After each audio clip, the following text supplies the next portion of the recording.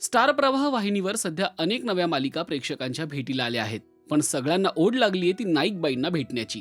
ऐश्वर्या नारकर यांची प्रमुख भूमिका असलेली आमच्या लाडक्या नाईकबाई ही मालिका 10 ऑगस्ट पासून प्रक्षेपित होणार आहे.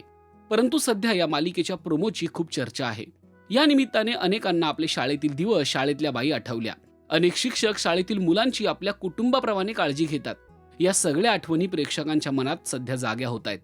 आणि अशीच एक शिक्षिका नाईकबाईंच्या रूपाने घराघरात पोहोचणार आहे. या मालिकेच्या निमित्ताने तब्बल 8 वर्षांनंतर ऐश्वर्या नारकर स्टार प्रवाहावर येत आहेत. या भूमिकेविषयी बोलताना ऐश्वर्या नारकर यांनाही आपल्या शाळेतले दिवस आठवले.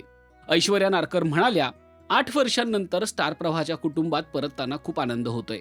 आमच्या लाडक्या नाईकबाई ही फक्त एक व्यक्तिरेखा नाहीये, तर आपल्या आयुष्यात भेटलेल्या प्रत्येक शिक्षिकेचं प्रतिबिंब आहे, ज्या स्वतःच्या सुखदुःखांचा विचार न करता विद्यार्थ्यांचं भविष्य घडवण्यासाठी झटत असतात.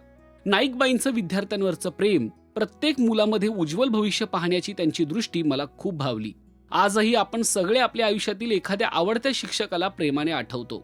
तसंच आता नाईकबाई आणि प्रेक्षकांमध्ये नातं निर्माण होईल याची मला खात्री आहे. ही भूमिका साकारताना मला अनेकदा स्वतःच्या शिक्षकांची आठवण होते.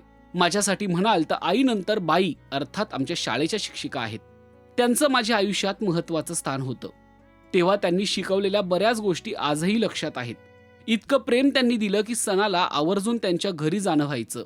आजही मी त्यांच्या संपर्कात आहे. माझ्या कार्यक्रमांना, नाटकांना माझ्या शाळेतल्या बाई आजही आवडीने येतात. त्यामुळेच नाईकबाई ही व्यक्तिरेखा माझ्यासाठी खूप खास आहे. एवढंच नाही तर मुंबई टाइम्सला दिलेल्या मुलाखतीतही त्यांनी एक खास आठवण सांगितली.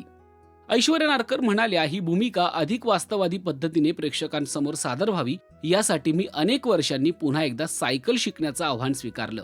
कारण शारदा या भूमिकेसाठी ती फक्त सायकल नाहीये, तर तिच्या आयुष्यातील संघर्षाचं, जिद्दीचं ते प्रतीक आहे. लहानपणी आम्ही भाड्याने सायकल घेऊन चालवायचो. आज इतक्या वर्षांनी पुन्हा एकदा सायकल हातात घेतली. तेव्हा तीच भीती, तोच उत्साह अनुभवला.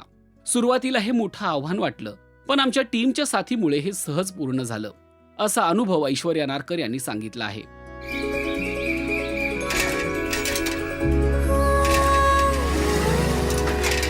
मी तुमच्यासारखीच 2 चाकांवर तोल सांभाळत जगते. एक माझं घर आणि दुसरी माझी शाळा. अर्थात या प्रवासात कधीतरी गाडी पंक्चर होतेच, पण म्हणून काही पुढे जाणं थांबत नाही. कारण आपल्या बायकांना तेच तर माहित असतं, तोल सांभाळत पुढे जाणे. बरोबर की नाही?